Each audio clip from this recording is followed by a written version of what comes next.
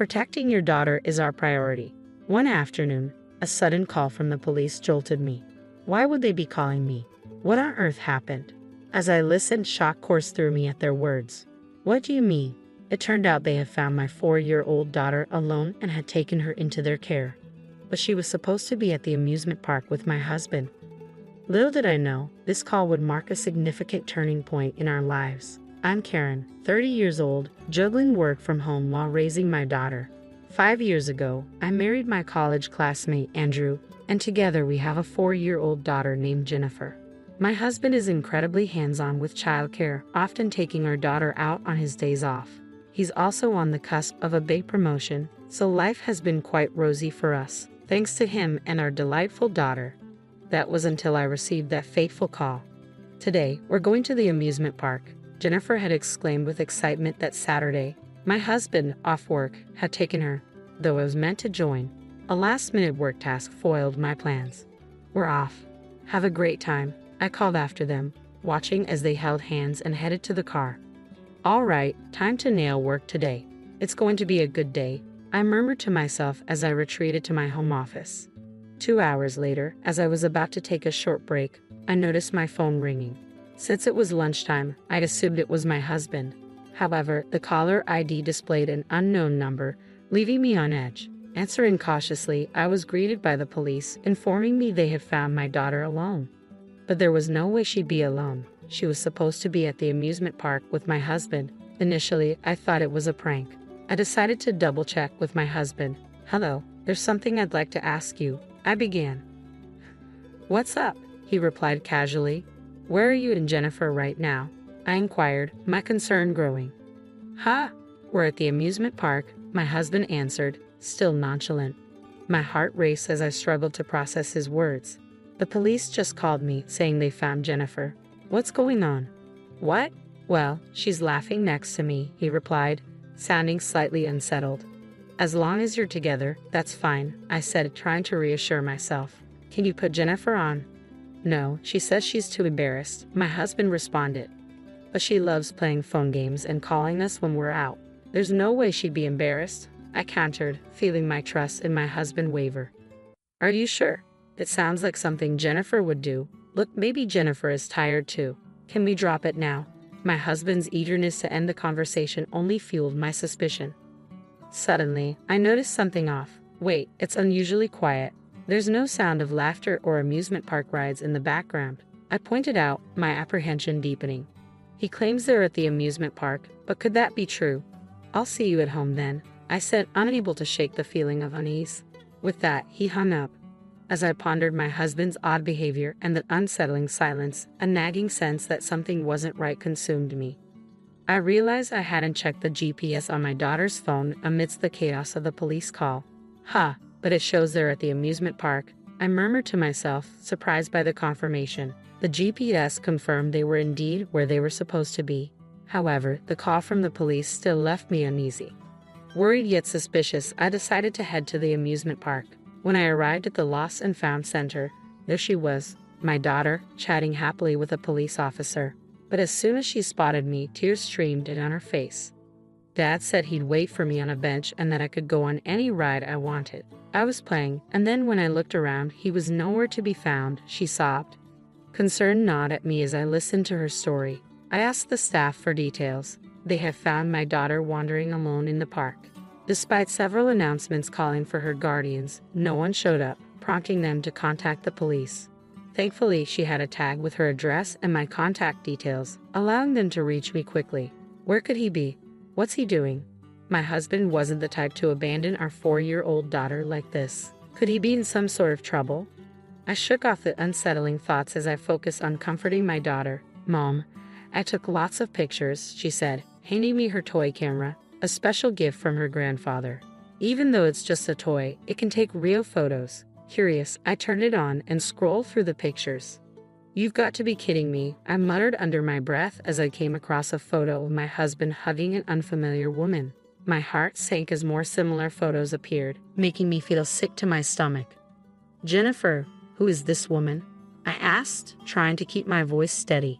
She's a friend of Dad's, Jennifer replied innocently, but her words felt like a punch to the gut. Dark memories flooded back. My husband had cheated on me once before, 5 years ago when I was pregnant. We had reconciled then because of our impending child, but now he was doing it again, and using our daughter to cover it up.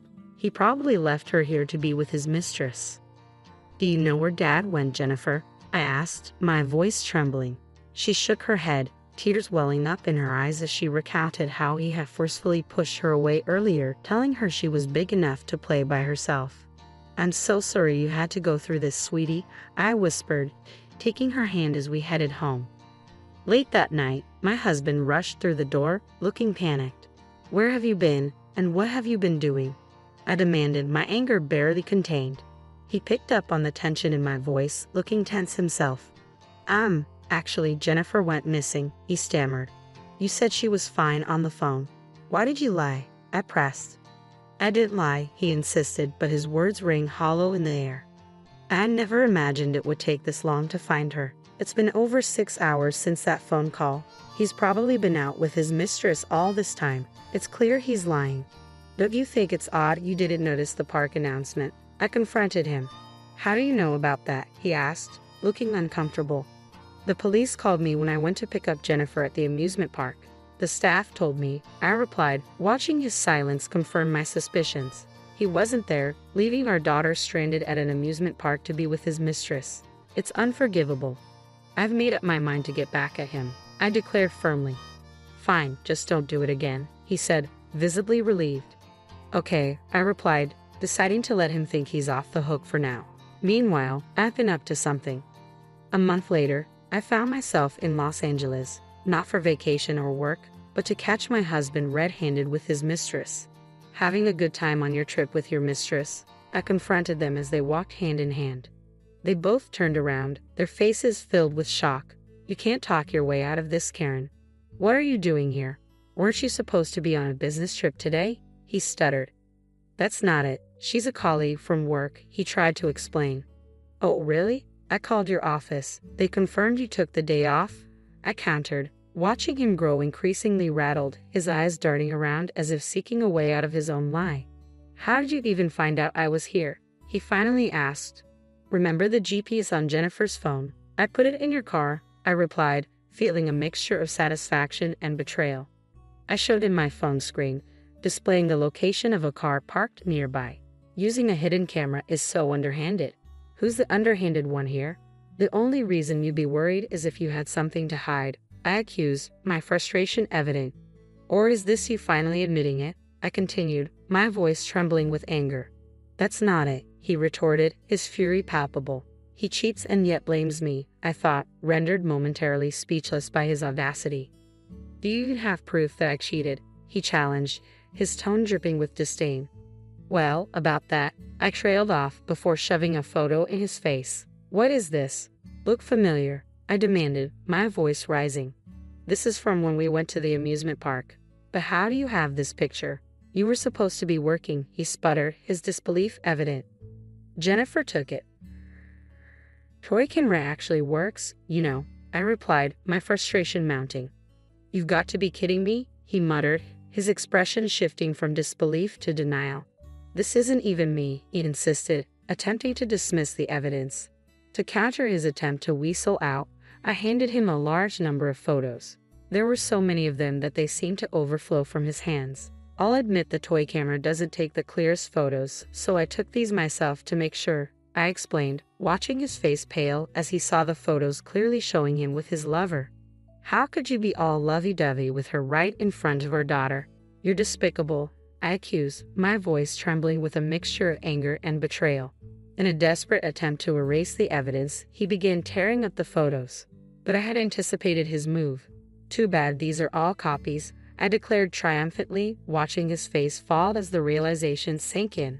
"I've got the original stored safely," I declared, my anger palpable as I glared at him. He looked defeated, but I decided to deal another blow.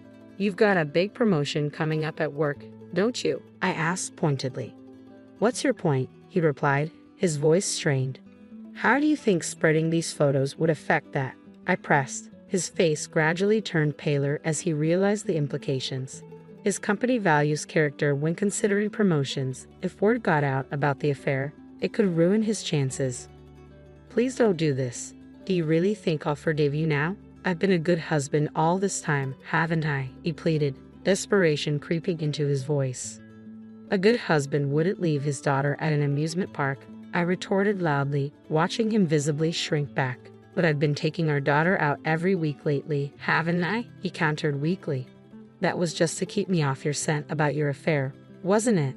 I shot back, my voice dripping with accusation. I'm really sorry. Just please don't tell my work, he begged, his almost tearful face failing to elicit any sympathy from me. Do you remember when you cheated on me 5 years ago while I was pregnant? I continued, watching his face tense and sweat form on his forehead. I haven't forgotten the agreement we signed. His eyes widened in realization. No, this isn't what it looks like. It's not an affair, he stammered, but his words fell flat. Then what is it? I demanded, my voice cold and unyielding. He fell silent, starting to cry, pathetic.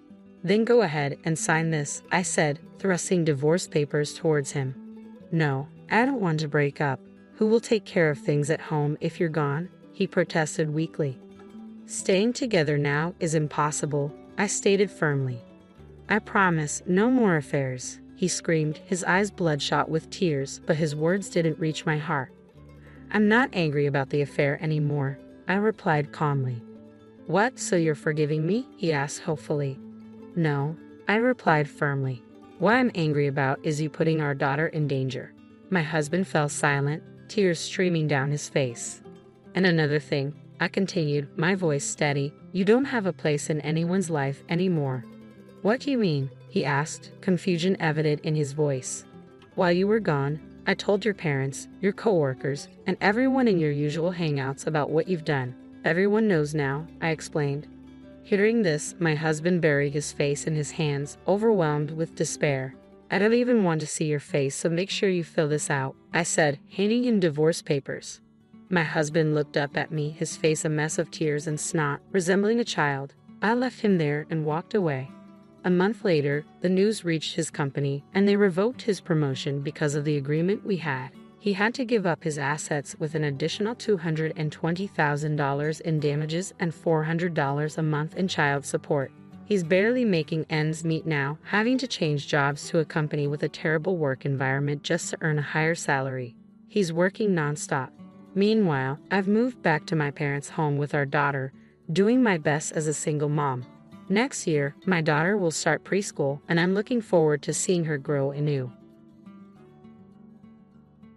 Mom chose my toxic stepsister over me and kicked me out, but years later, I'm engaged and his company dropped her husband's contract as a client, and now she's blaming me.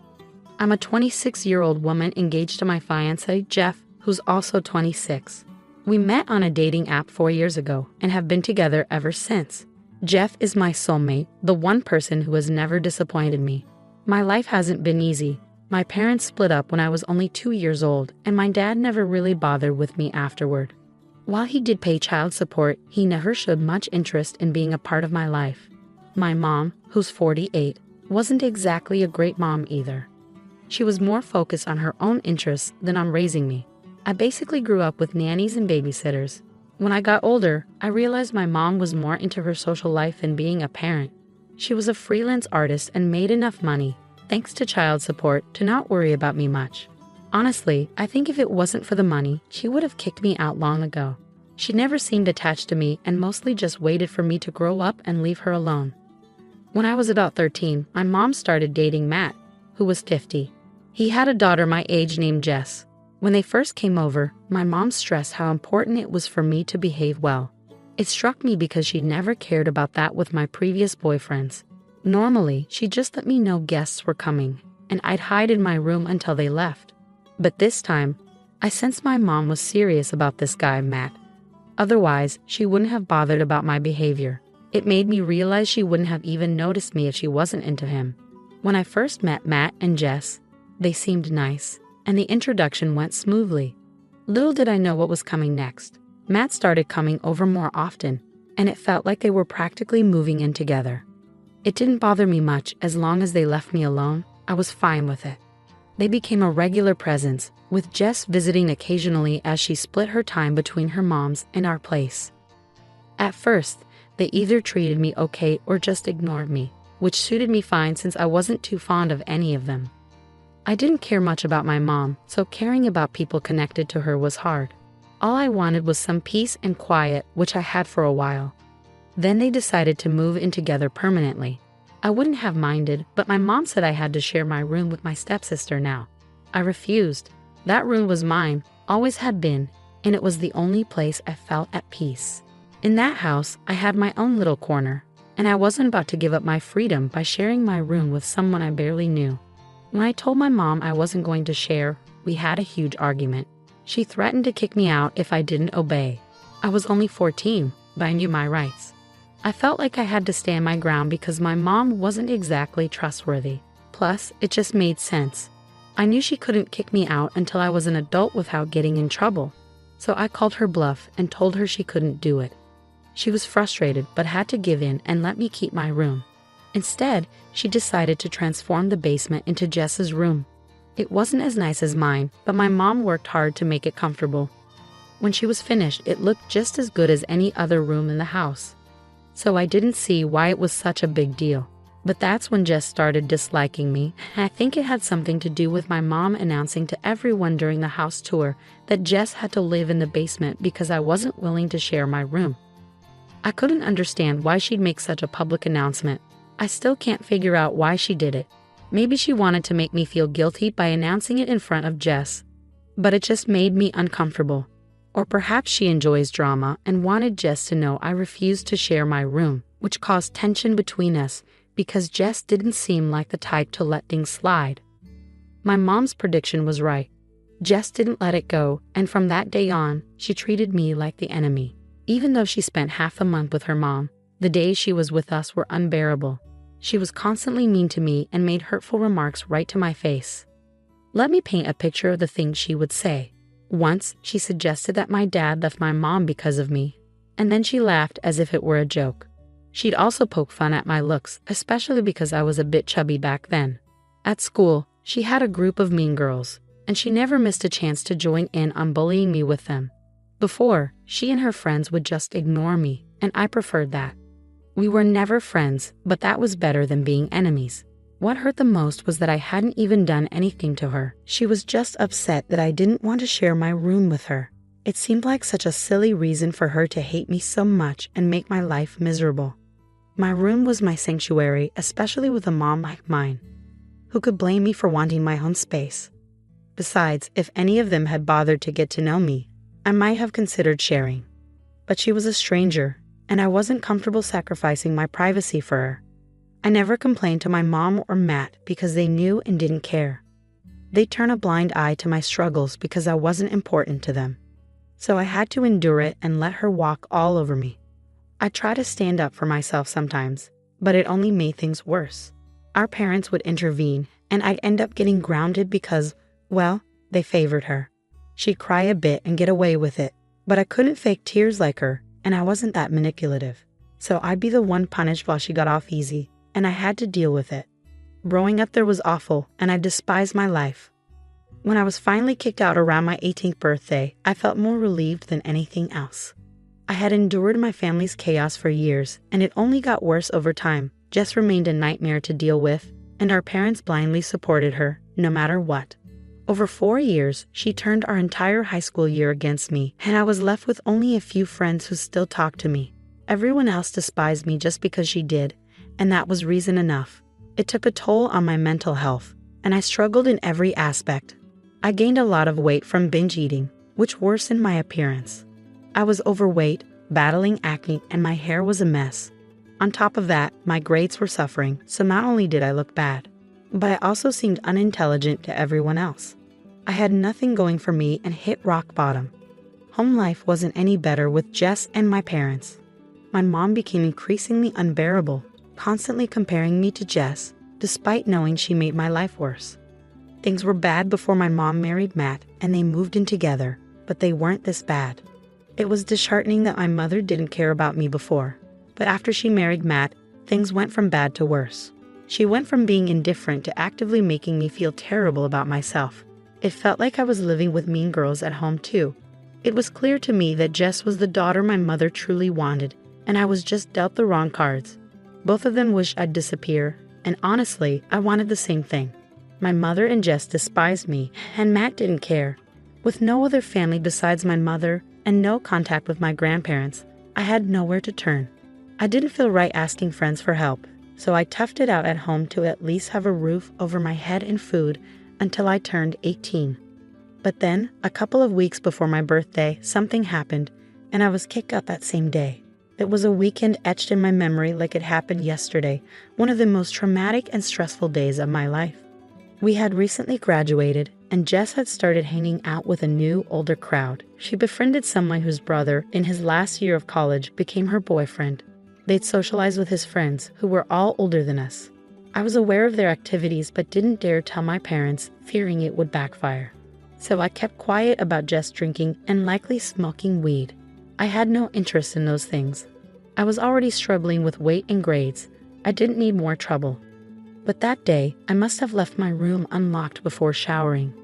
Suddenly, I heard banging on the bathroom door, and my mother was screaming at me to come out immediately. I quickly dressed and rushed out to see what was going on. When I emerged from the shower, my mother, Matt, and Jess were waiting in my room, wearing serious expressions. My mother produced a bunch of empty beer bottles from under my bed, and even more damning, a large plastic baggie filled with what looked like grams of weed. I knew it wasn't mine, and so did Jess. But my parents didn't know that. Somehow, she must have planted it while I was away and then told my mom. They began yelling at me, accusing me of being a terrible person. It wasn't just about the alcohol and drugs.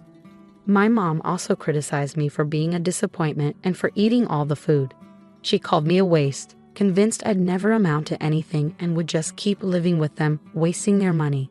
I repeatedly tried to explain that none of it was mine, and I didn't know how it ended up in my room, but she wouldn't believe me.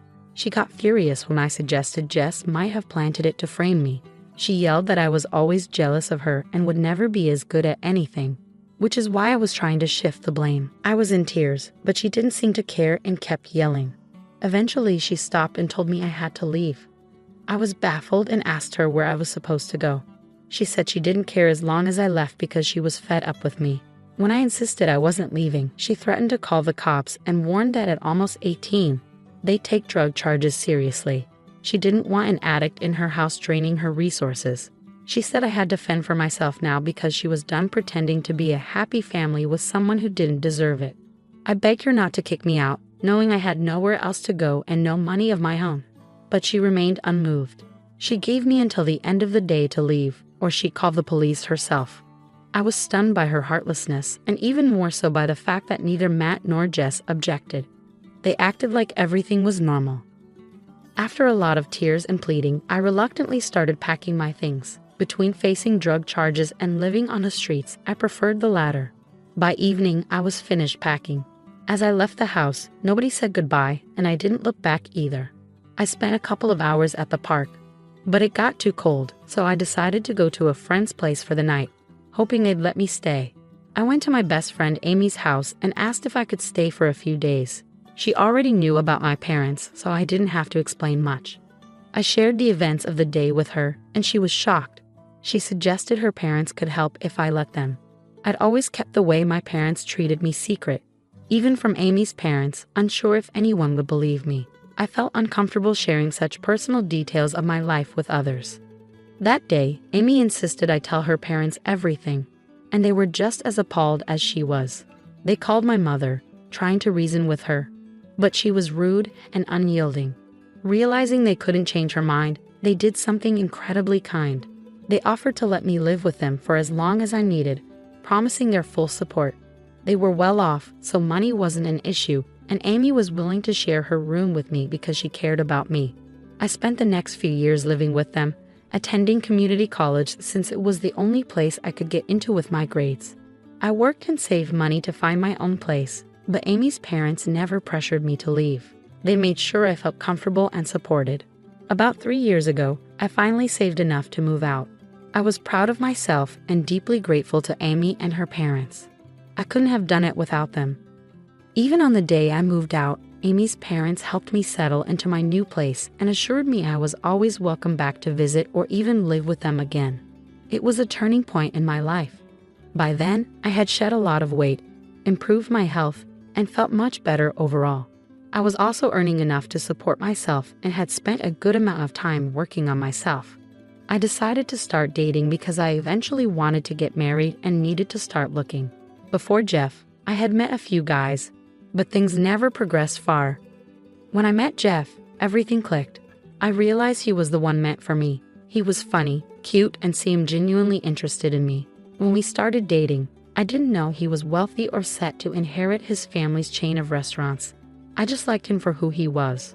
It was only after a few months that he shared his family background, and I learned about his future inheritance.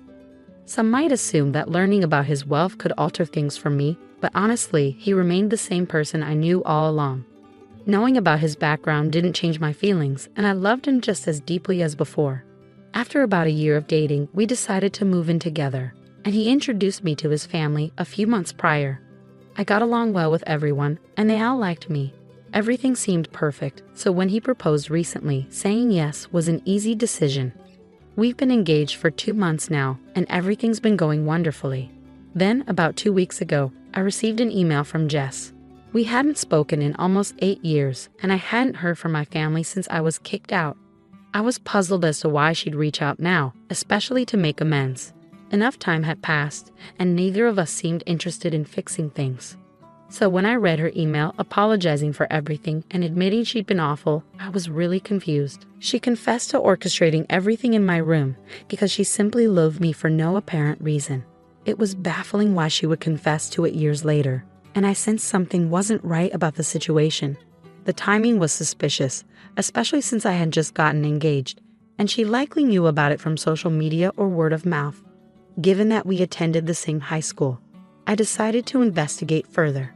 After some digging, I discovered that Jess's husband owned the business that supplied plastic containers for takeaway orders to Jeff's restaurants. It was relatively easy for me to gather this information by creating a fake profile and stalking her online.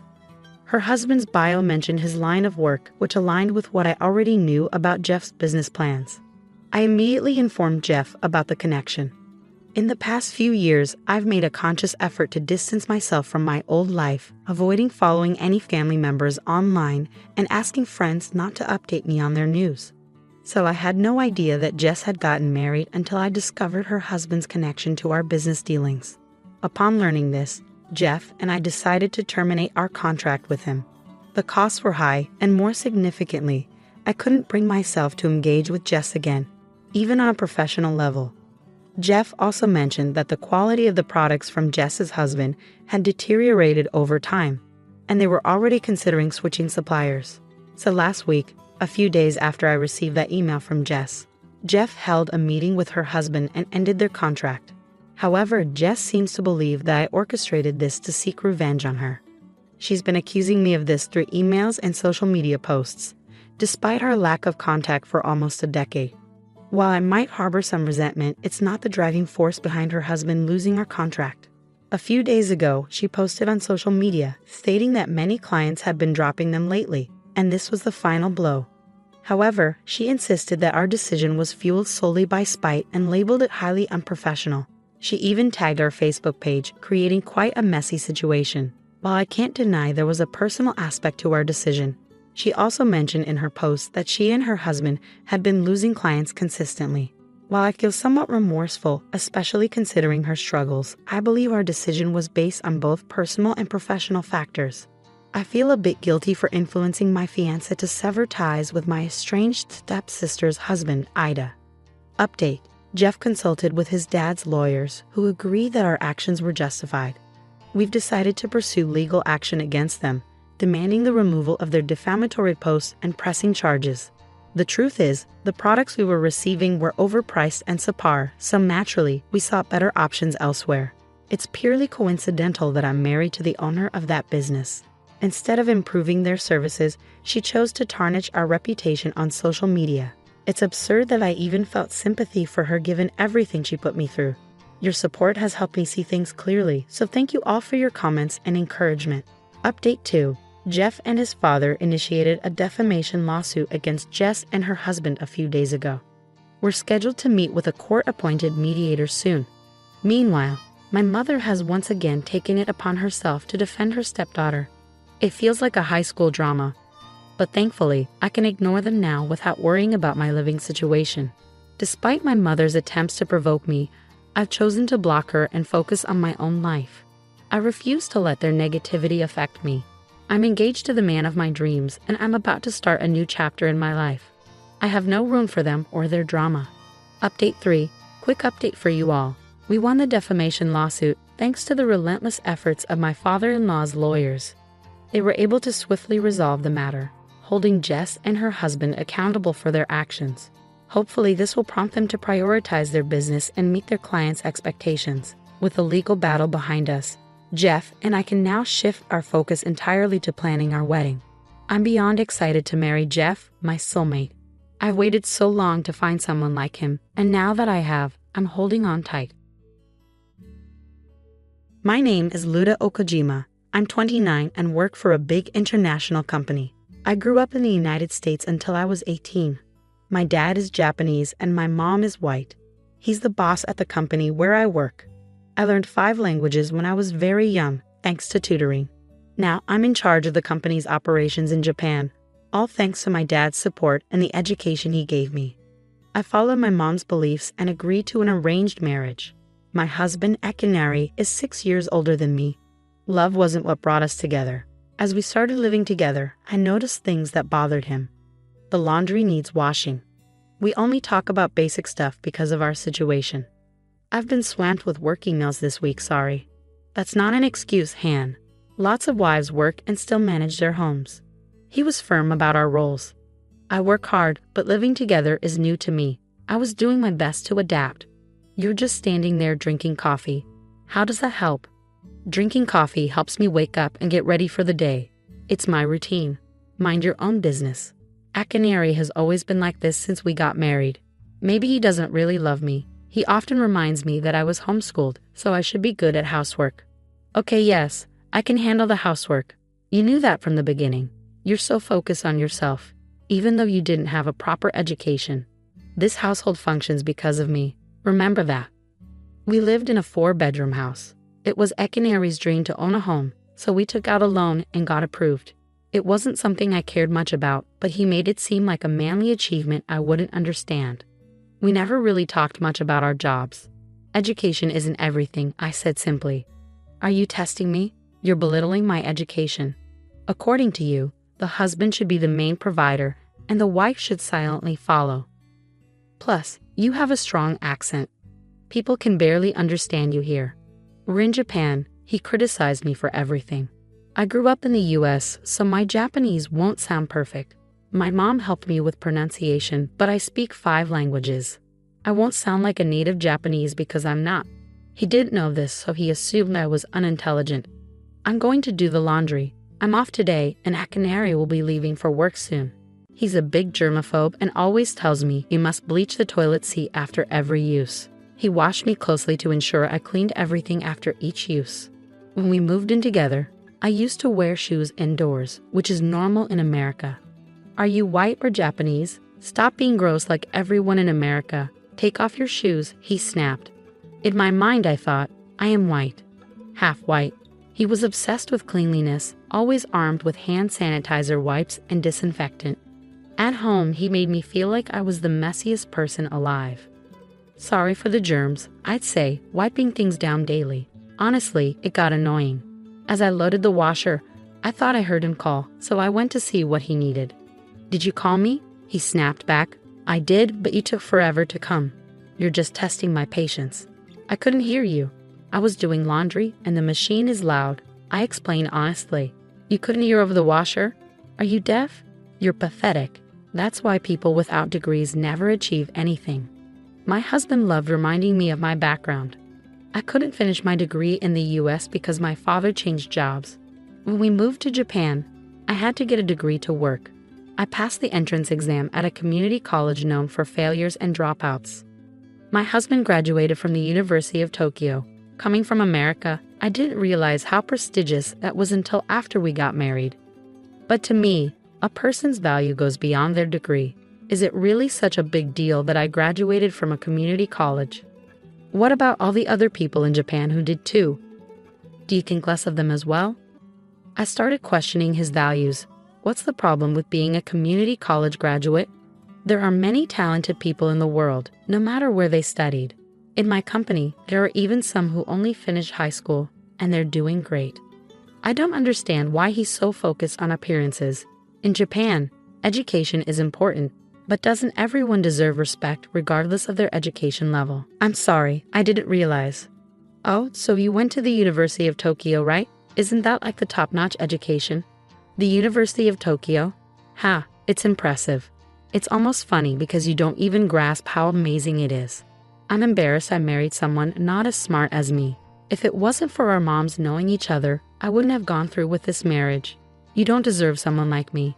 He often talks about himself and points out what I lack compared to him. He enjoys making me feel inferior. In my opinion, people like him shouldn't be the most successful at their jobs. But strangely, his education seemed enough for him to succeed, even though I couldn't relate. I said, I get it. Someone like me doesn't deserve someone as smart as you. Whatever. Just listen to me. I went to the University of Tokyo, so I'll guide you. Just don't try to do things on your own. He's got a big ego and always wants to be in charge. I can't even slightly disagree with him because he always has to have the final word. Okay, time to head to work. Akinari grabbed his suitcase, leaving his coffee half finished, and dashed out the door. I glanced at the table and started tidying up. Isn't this table clean enough? I muttered to myself. 3 hours after he left for work, I got a call. Hello? What? With a subcontractor? Got it. I'll be there ASAP. My company informed me about a mistake found in an order with one of the subcontractors I oversee. They failed to deliver the materials we needed on time for our next project, which would now be delayed. To make matters worse, the materials are coming from overseas, adding extra time and cost. It was supposed to be my day off, but work couldn't wait. When I arrived, everyone was busy, and I immediately met with the team to assess the situation. I reviewed invoices and prioritized materials for the building's starting construction soon. I managed to plan for the construction to start next week, but I knew the issue wasn't resolved yet. If the additional materials didn't arrive on time, it would affect future projects too. Normally, the subcontractor would handle such issues, but this time it fell on me. After a tiring day, I finally returned home from work, expecting a relaxing day off. I collapsed into bed and quickly fell asleep. Luda? I heard my name and stirred awake. I'm sorry, I must have dozed off, I said, though I wasn't truly apologetic. Still, Akinari was quick to judge. You're so privileged. You have a day off and can't even cook dinner for your husband. Instead, you sleep. He was already starting with the criticism, even though I had just woken up. I'm sorry, I had to go to work. There was an urgent situation, I explained, but he retorted, what kind of company calls its employees on their day off? I had a tough day too, you know. He always wanted his problems to take precedence. Perhaps he couldn't handle the idea of his wife being a better employee. It might have been his ego stemming from his prestigious alma mater, the University of Tokyo. Knowing his patterns by now, I tuned him out. Wait, it's 8 o'clock. I glanced at the clock and gasped. I've been asleep for 5 hours since I got home from work. The laundry I started this morning is still in the washer, and I haven't even made dinner. Suddenly, all the tasks I needed to do hit me at once. What are you waiting for? Make dinner first, then clean the tub. After that, do the laundry and the rest of the cleaning. There was a piece of your hair on the floor. It's filthy. His anger hadn't subsided, especially since I had fallen asleep. He never lifted a finger to help around the house since we got married, and he wasn't about to start now. He dictated my tasks and strolled into the living room. I hurried out of bed, washed my face, and started cooking dinner. Just as dinner was almost ready, Akinari's phone rang.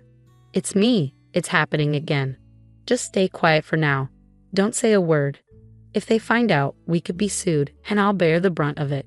Be careful, he said, then abruptly ended the call. Who was that? Work? Did you mention something about being sued? Is there something going on? I already had a sense that something was going on after overhearing his conversation, but he refused to acknowledge it. Please just relax. It's not your concern. Besides, even if there was an issue, your small mind wouldn't be able to handle it, he retorted, hitting me with an unexpected insult. I seethed with anger but focused on getting through dinner without responding. I'm heading to the office, he suddenly declared, swiftly grabbing his phone and wallet. Before I could question him, he was out the door. I noticed he'd left his suitcase behind, and a file protruded from it. What's this? As I examined the file, labeled Okadera Mountain Resort Hotel Construction Plan Details, shock shot through me. I quickly snapped a photo with my phone as evidence before carefully returning everything to its place. By the time Ekaneri returned just before midnight, I was seething. I heard him announce his arrival and head toward the living room. "Welcome back," I greeted him. "I need dinner first," he demanded. I simply replied, "I didn't make any." "What? What did you say? You didn't cook?" He raised his voice. "Yes, I had something more important to attend to," I retorted. "You're making excuses again. How much incompetence can one tolerate? That's why I can't stand you, with your community college background." "I don't even care if we get a divorce at this point," he declared, his tone deadly serious. He was a staunch believer in patriarchal control, always insisting on having his way. I finally reached my breaking point and snapped back, "Fine, let's get a divorce." He was taken aback by my response. "Divorce? What?" he asked, bewildered. I pressed on. "You've been belittling me, making me feel unintelligent, but that's far from the truth." My words struck a nerve, leaving him puzzled. "What do you mean?" he questioned. "I haven't mentioned it because I don't care about school. But I actually attended Harvard University," I revealed. "Harvard? Do you even know what Harvard is?" His shock was evident. "Oh, didn't your mother tell you? I was born and raised in the US. I lived there until I was 18, I explained. "You? What? Are you serious?" Akinari looked pained. His ego took a hit.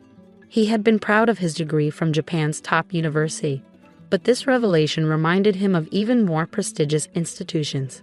"You're joking. There's no way I believe that," he scoffed, growing disrespectful. "Are you feeling offended? You seem to resort to inappropriate remarks when you're caught off guard. I guess the University of Tokyo isn't as prestigious as you thought," I said, surprised by my own assertiveness. "My feelings aren't hurt. I just need proof." "Show me the evidence," he insisted, needing tangible proof to believe my claim. So I showed him a photo from my freshman year orientation. "Can you read English?" "The sign clearly says Harvard Unit," I pointed out. "Don't mock me. I can read that," he retorted, scrutinizing the photo himself. "Do you believe me now? Why did you hide this from me?" "If I had known, I wouldn't have married you," he remarked, his ego clearly wounded. "Was it necessary to feel superior to your wife?" I challenged. "And no, my mom never mentioned it." "And what do you mean you didn't care?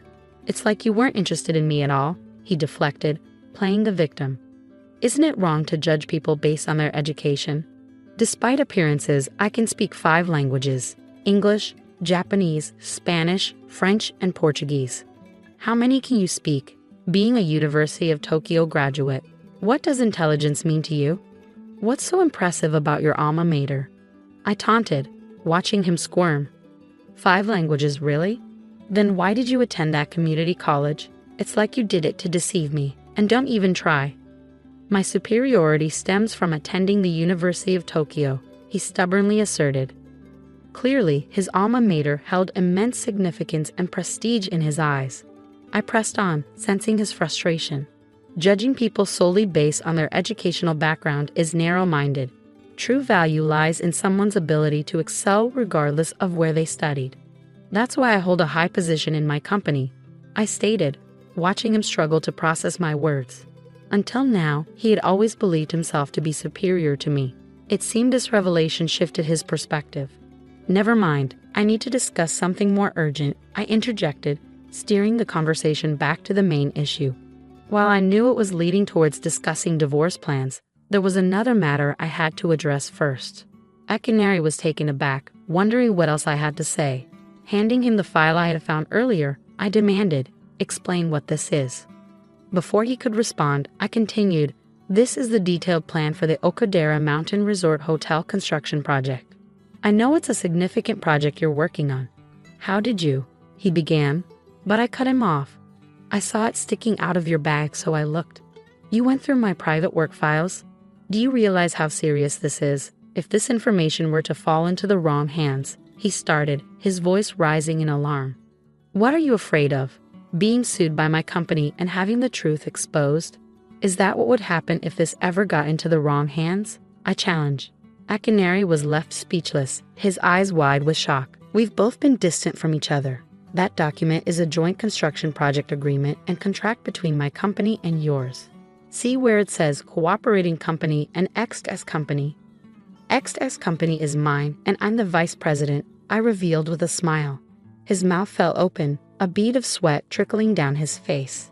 He began to panic and feigned examining the document. No, that can't be right. It must be a mistake from my assistant in the material order or something. Are you making excuses now? I didn't even mention the material order. We were investigating why we lost contact with your company and realized there was an error in the order. We plan to confirm it later, but your admission just confirmed it. I countered. He covered his mouth, perhaps trying to stop himself from saying more. It's too late now, he interjected sharply, and based on what I heard on the phone, it seems you're the one responsible for this mess. You can't even manage to place orders correctly or handle the construction schedule. It's clear that a University of Tokyo graduate doesn't live up to the hype. Or do you still believe you're so brilliant? He continued, cutting me off before I could respond. Why does my wife's company have to outshine mine? How is this even possible? This is absurd. I'm intelligent and capable because of my University of Tokyo degree. You know it, he lamented to himself. In response, I calmly stated, well, I've never considered you particularly bright. Oh, please. The sight of his expression makes me nauseous. As the vice president and head of this project, I'm halting all transactions with your company and seeking damages for this project. Additionally, I'll be filing for divorce. I informed him of the 3 actions I intended to take. Please, anything but that, my usually disrespectful husband begged, his palms pressed together. What do you mean anything but that? You mean all 3 actions. All of them. My entire life will crumble at once, he pleaded. Yes, all of them. It seems it's not just one issue now, is it? I couldn't help but chuckle at his incompetence. This time, as he watched me laugh at him, he felt a deep sense of shame. I no longer wish to be associated with such incompetence, whether as a couple or a company. It's time to let go and preserve what dignity you have left, I advised him. At that moment, he seemed to realize he had run out of options. Desperately, he clung to my leg, perhaps in a last-ditch effort to save himself. Please don't leave me. Don't leave me, the once confident man now sounded desperate, resembling a child being punished by being kicked out of his parents' home. Ignoring his pleas, I made a phone call instead. Hi, President. I'll explain the details later, but I've identified the person responsible for the project mishap. Yes, I'll ensure damages are claimed properly. Okay, bye. After hanging up, he slowly released my leg and stared at the floor. Exhausted, I decided to head to bed without a word, leaving him behind. The next morning, my husband was nowhere to be found. Before heading to work, I stopped by the courthouse to obtain divorce paperwork, which I kept in my purse. I planned to have him sign the papers after work. Upon arriving at the office, I encountered a commotion at the entrance. Akinari was amidst a group of men, engaged in a heated dispute. I'm terribly sorry, the president apologized upon seeing me approach. They've been causing a disturbance for the past 30 minutes, so I decided to call the police. Shortly after, the police arrived and intervened. Amidst the chaos, I couldn't make out what was being said. After giving them a stern warning, the police dispersed the group and they left. That evening, Akinari returned home with a defeated air about him. Without a word, he silently signed the papers I presented. Never subject yourself to such humiliation again, I admonished, but he seemed to be lost in his own world, broken and detached. Ensuring he completed all the paperwork correctly, I gathered my belongings and left without another word, opting to stay in a hotel until I found a new place. The following day, I filed the necessary paperwork to finalize the divorce. Our marriage had lacked love from the start, so I felt neither sadness nor stress over its dissolution. Life continued as usual, and 2 weeks later, I learned that my ex-husband's company had declared bankruptcy. Despite paying the damages to my company, they couldn't sustain future projects due to financial constraints. Consequently, my ex-husband, the project leader, faced legal action from the company, as my boss informed me. Ironically, my ex-husband's emphasis on education as a measure of competence had backfired. His downfall underscored the truth that academic credentials alone don't guarantee success. While Japan values higher education, once in a company, everyone is on equal footing. Success depends on resourcefulness and intentions, not just academic prowess. With this realization, I reaffirmed my belief that a person's educational background isn't paramount. Instead, dedication and determination are what truly matter. Armed with this perspective, I vowed to continue my journey with unwavering dedication.